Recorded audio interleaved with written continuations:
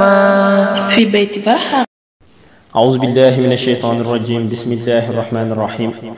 والصلاة والسلام على رسول الله Mawlana Barhama ibn Abdullah.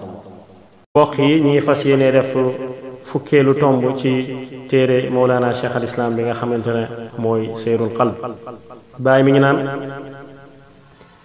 fa suttal wara abdal ilahi shafi'ana liwal hamdi fi kaffayka a'la wa a'zama. You are our dignitary, the slave of God, the Savior. The divine flag is between your hands, always higher and more flamboyant. Vous êtes notre dignitaire, l'esclave de Dieu, le Sauveur. Le drapeau divin est entre vos mains, toujours plus haut et plus flamboyant.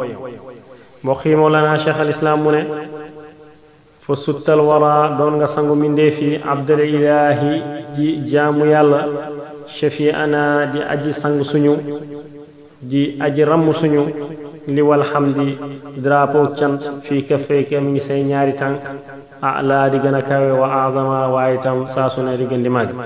mbokk yi Mawlana Cheikh al Islam mu ne yow yéen ci yàlla Muhammad sallallahu alayhi wa sallam te dëgg-dëgg yaay sangu mindeef yi waaye itam yaay jaamu yàlla ci dëgg-dëgg ndaxte kat yàlla moo wax ci Alxuraan subhaana alladi asra bi abdihi tudd naag sell ak sama man yàlla mi nga xamante ne maa rañaanalee sama jaam bi.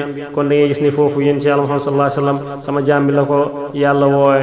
Baye continué mu ne nag yow nag yaay aji ramm suñu bés penc waaye itam drapeau cant ak yàlla bi ñu say ñaari loxo saa su ne di gën di kawe waaye itam di gën di màgg. kon mbokk yi loolu mooy dars bu ñu waroon a indi tey ñu ngi leen di santaat di leen gërëm di leen wax wa axiru daawaana an alhamdulillahi rabbil alamin. jërë ngeen jëf.